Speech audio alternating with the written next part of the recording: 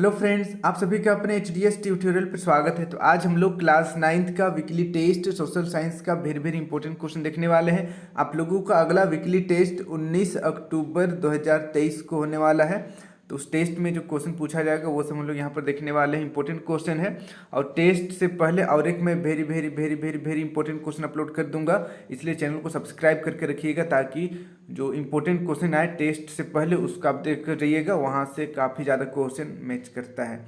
तो चलिए हम लोग यहाँ पर देखते हैं। आप लोगों को पता होगा कि अब आप लोगों का ऑब्जेक्टिव सब्जेक्टिव दोनों जैसे क्वेश्चन पूछा जा रहा है। ऑब्जेक्टिव 10 क्वेश्चन और सब्जेक्टिव आप लोगों से 6 क्वेश्चन पूछा जाता है। तो चलिए यहाँ पर हम लोग ऑब्जेक्टिव सब्जेक्टिव दोनों जैसा क्वेश्चन देखेंगे। पहला नंबर का क्वेश्चन देखिए, हिटलर का बचपन का नाम क्या था? हिटलर का बचपन का नाम बताना है। पहला ऑप्शन देखिए हेमलाल, दूसरा हेलमुट, तीसरा हेमंत और चौथा हीरालाल। तो इसका सही आंसर हो जाएगा ऑप्शन नंबर दूसरा हेलमुट। इसको याद कर लीजिएगा, हिटलर का बचपन का नाम हेलमुट। फिर देखिए नेक्स्ट सेकेंड, हिटलर के पिता क्या थे? शिक्षक थे, वकील थे, सेनापति थे या चिकित्सक थे? तो इसका सही आंसर हो जाएगा ऑप्शन नंबर चौथा चिकित्सक थे। हिटलर के पिता एक डॉक्टर थे। अब बढ़ते हैं नेक्स्ट 3 नंबर की ओर। हिटलर ने पोलैंड पर कब आक्रमण किया? हिटलर ने पोलैंड पर कब आक्रमण किया? 1940 ईस्वी में, 1939 ईस्वी में, 1936 ईस्वी में या 1930 ईस्वी में? तो इसका सही आंसर हो जाएगा ऑप्शन नंबर दूसरा 1939 ईस्वी में। फिर देखिए नेक्स्ट अगला 4 नंबर, प्रथम विश्व युद्ध कब शुरू हुआ? बहुत ही इंपॉर्टेंट क्वेश्चन है, फाइनल एग्जाम के लिए भी इंपॉर्टेंट क्वेश्चन है। प्रथम विश्व युद्ध कब शुरू हुआ? 1914, 1912, 1913, 1916? तो इसका सही आंसर हो जाएगा ऑप्शन नंबर पहला 1914। फिर देखिए नेक्स्ट, अंत कब हुआ? ये भी इंपॉर्टेंट है। देखिए प्रथम विश्व युद्ध का अंत कब हुआ? 1918, 1921, 1919, 1920? तो इसका सही आंसर हो जाएगा ऑप्शन नंबर पहला 1918। इस तरीके से प्रथम विश्व युद्ध 1914 से 1918 तक चला था। ये ईस्वी आप लोग याद रखिएगा। फिर देखिए नेक्स्ट अगला क्वेश्चन 6 नंबर, हिटलर अपनी ताकत के शिखर पर कब था? कब हिटलर अपनी ताकत के शिखर पर था? 1936, 1938, 1940, 1932? तो इसका सही आंसर हो जाएगा ऑप्शन नंबर तीसरा 1940 ईस्वी में हिटलर अपनी ताकत पर था। फिर देखिए नेक्स्ट 7 नंबर, द्वितीय विश्व युद्ध कब आरंभ हुआ? द्वितीय विश्व युद्ध कब आरंभ हुआ? पहला ऑप्शन 1939, दूसरा 1942, तीसरा 1948, चौथा 1946? तो इसका सही आंसर हो जाएगा ऑप्शन नंबर पहला 1939 ईस्वी में द्वितीय विश्व युद्ध हुआ। फिर देखिए द्वितीय विश्व युद्ध का अंत कब हुआ? 1945, 1946, 1948, 1936? तो इसका सही आंसर हो जाएगा ऑप्शन नंबर पहला 1945 ईस्वी में। जापान में जब परमाणु बम गिरा उसके बाद ही द्वितीय विश्व युद्ध का अंत हो पाया। तो इस तरीके से द्वितीय विश्व युद्ध 1939 से 1945 तक चला था।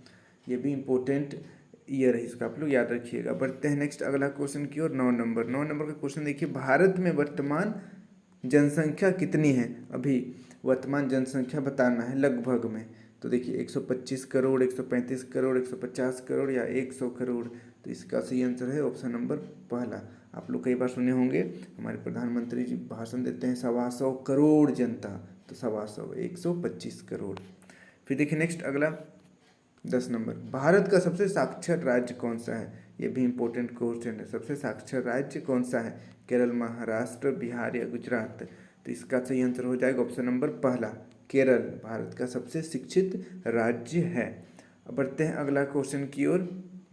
11 नंबर देखिए, अफवाह शब्द किसका व्याख्या करता है? अफवाह शब्द किसका व्याख्या करता है? ग्रामीण क्षेत्र का, तटीय भाग, नदी तंत्र या मानचित्र का? तो इसका सही आंसर हो जाएगा ऑप्शन नंबर तीसरा नदी तंत्र का। अफवाह मतलब बहाव होता है, ड्रेनेज। ठीक है, चलिए अगला देखते हैं हम लोग। 12 नंबर, विश्व की सबसे बड़ी अफवाह श्रेणी किस नदी का है? नील नदी, अमेजन या हांगदो या दजन? तो इसका सही आंसर हो जाएगा ऑप्शन नंबर पहला नील नदी का सबसे बड़ा अफवाह श्रेणी है पूरे विश्व में। फिर देखिए नेक्स्ट अगला 13 नंबर का क्वेश्चन है, विश्व की सबसे लंबी नदी कौन सी है? बहुत ही इंटरेस्टिंग क्वेश्चन है और जनरल नॉलेज का भी क्वेश्चन है। सबसे लंबी नदी नील नदी, अमेजन या दजला या ब्रह्मपुत्र? तो इसका सही आंसर हो जाएगा ऑप्शन नंबर पहला सबसे लंबी नदी नील नदी है, याद कर लीजिएगा। अब बढ़ते हैं नेक्स्ट अगला 14 नंबर, दुनिया की सबसे चौड़ी नदी। देखिए विश्व की सबसे लंबी नदी में अंतर है, सबसे लंबा इस तरीके से, और सबसे चौड़ी यानी कि इस तरीके से चौड़ी नदी, सबसे चौड़ी नदी, लंबाई और चौड़ाई में अंतर है, ठीक है। तो देखिए सबसे चौड़ी नदी कौन सी है, विश्व की सबसे चौड़ी नदी, अमेजन, नील, ब्रह्मपुत्र या गंगा। तो इसका सही आंसर हो जाएगा ऑप्शन नंबर पहला, अमेजन। अमेजन विश्व की सबसे चौड़ी नदी है, याद कर लीजिएगा, जीके का भी क्वेश्चन है। देखिए नेक्स्ट अगला 15 नंबर, भारत की सबसे लंबी नदी कौन सी है। हमने देखा विश्व की सबसे लंबी नदी नील नदी, अब देखते हैं भारत की सबसे लंबी नदी कौन सी है, गंगा, ब्रह्मपुत्र या सोन या घाघरा। तो इसका सही आंसर हो जाएगा ऑप्शन नंबर पहला, गंगा नदी भारत की सबसे लंबी नदी है। फिर देखिए नेक्स्ट अगला 16 नंबर, भारत की सबसे चौड़ी नदी, भारत की सबसे चौड़ी नदी कौन सी है, गंगा नदी, ब्रह्मपुत्र, सोन या घाघरा।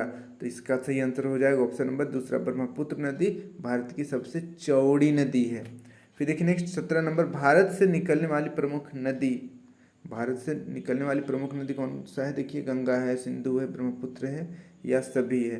तो कॉमन सी बात है, महत्वपूर्ण नदी है, गंगा भी, ब्रह्मपुत्र भी, सिंधु भी। तो इस तरीके से ऑप्शन नंबर चौथा सही हो जाएगा, इनमें से सभी।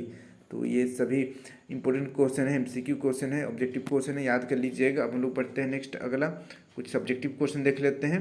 देखिए पहला जो क्वेश्चन है यहाँ पर, वाइमर गणराज्य के सामने क्या समस्या थी। इंपॉर्टेंट क्वेश्चन है, आप लोग याद कर लीजिएगा।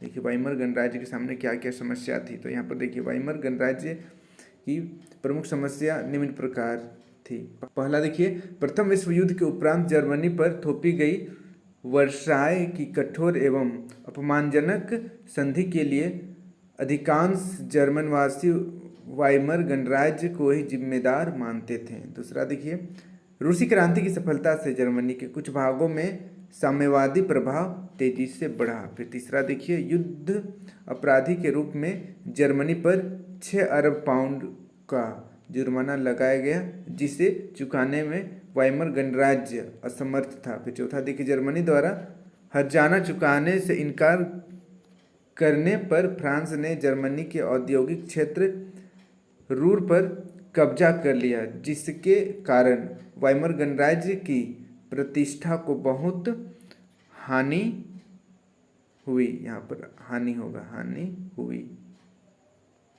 हुई। फिर देखिए पांचवा, 1929 की विश्वव्यापी आर्थिक मंदी से बड़ी महंगाई को नियंत्रित करने में वाइमर गणराज्य असफल रहा। तो इस तरीके से सभी पॉइंट्स को आप याद कर लीजिएगा।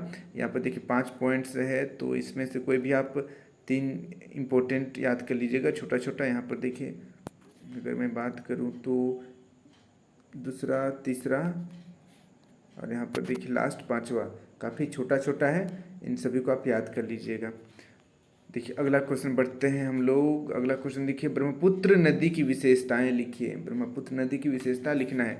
यहाँ पर तो काफ़ी ज़्यादा 5 मैंने बता दिया है, आप 4 भी याद कर लीजिएगा तो कोई दिक्कत है नहीं। देखिए पहला, ब्रह्मपुत्र नदी की विशेषता, यह तिब्बत से उद्गमित होती है तथा इसकी लंबाई सिंधु नदी के बराबर है।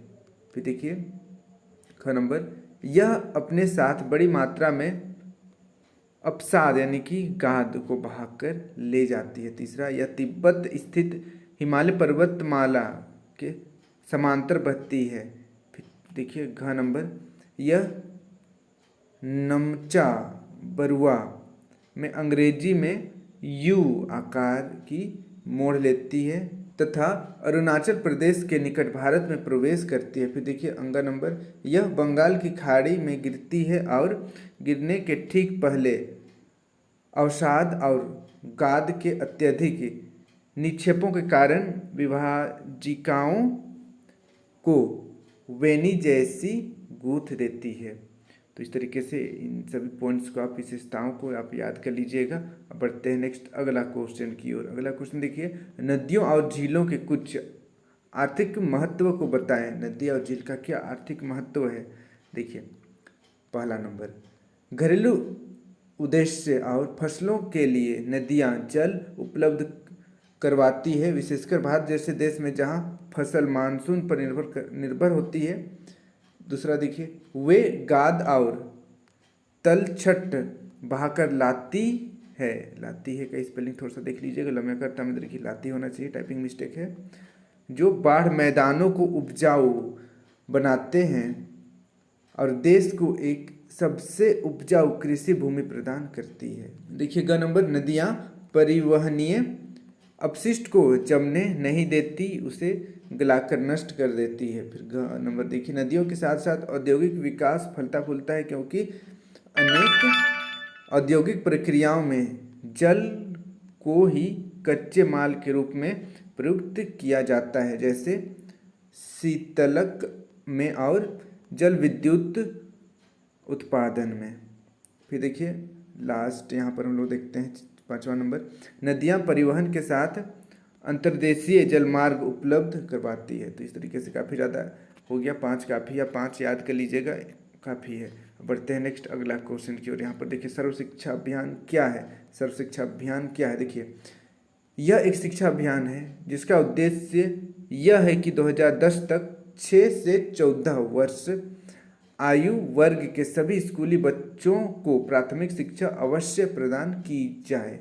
तो बहुत ही छोटा सा इंपॉर्टेंट भी है सर्व शिक्षा अभियान, आप याद कर लीजिएगा। तो देखिए नेक्स्ट अगला क्वेश्चन, शिशु मृत्यु दर को कैसे घटाया जा सकता है? बच्चों की मृत्यु को कैसे घटाया जा सकता है? तो देखिए इसका उत्तर क नंबर, शिशुओं को संक्रमण से रक्षा की जानी चाहिए। दूसरा, बच्चों के लिए अच्छे भोजन और पोषण की व्यवस्था की जानी चाहिए। तीसरा, माताओं को शिशु पालन में प्रशिक्षण करना चाहिए।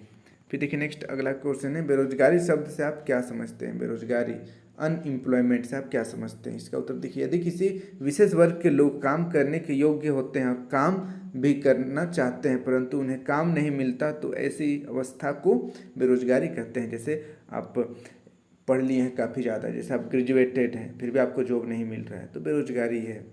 चलिए अगला क्वेश्चन पढ़ते हैं हम लोग, लास्ट नंबर। यहाँ पर देखिए लास्ट एक क्वेश्चन देख लेते हैं, बहुत ही इंपॉर्टेंट है। क्वेश्चन है, हिटलर और नाजीवाद के उदय के कारणों की चर्चा करें। क्या क्या कारण हिटलर और नाजीवाद का उदय हुआ? तो इसका उत्तर देखिए, हिटलर और नाजीवाद के उदय के कारण, पहला हिटलर का प्रभावशाली व्यक्तित्व। दूसरा, वर्साय संधि में हुआ अपमान। तीसरा, हिटलर का आकर्षण कार्यक्रम, यानी कि उनका व्यक्तित्व भी आकर्षण था, प्रभावशाली था और उनका जो काम था वो भी काफ़ी आकर्षित करता था लोगों को। देखिए नेक्स्ट 4 नंबर, वीमर सरकार के संतोषजनक कार्य। 5वां, जर्मन जाति की परंपराएं एवं चरित्र। 6ठा देखिए, साम्यवाद का डर यानी कि खतरा। फिर 7वां देखिए, यहूदियों के प्रति घृणा की भावना। फिर देखिए 8वां, महाआर्थिक संकट और चौथा, नाजी दल के सिद्धांतों का प्रचार। तो ये सब कुछ प्रमुख कारण है जिससे हिटलर और नाजीवाद का उदय हुआ। तो इस तरीके से यहाँ पर जो भी क्वेश्चन मैंने बताया, चाहे वो ऑब्जेक्टिव हो या सब्जेक्टिव हो, सभी बहुत ही इंपॉर्टेंट है, आप अच्छी तरीके से याद कर लीजिएगा। और चैनल को सब्सक्राइब करने मत भूलिएगा, क्योंकि टेस्ट से एक दिन पहले मैं आप लोगों के लिए very very very very important question upload कर दूंगा, जिससे आप लोगों का काफ़ी ज़्यादा फायदा हो जाता है, काफ़ी अच्छा आप लोगों का टेस्ट जाता है, उसमें से काफ़ी ज़्यादा क्वेश्चन मैच करता है। तो बस आज के लिए इतना ही।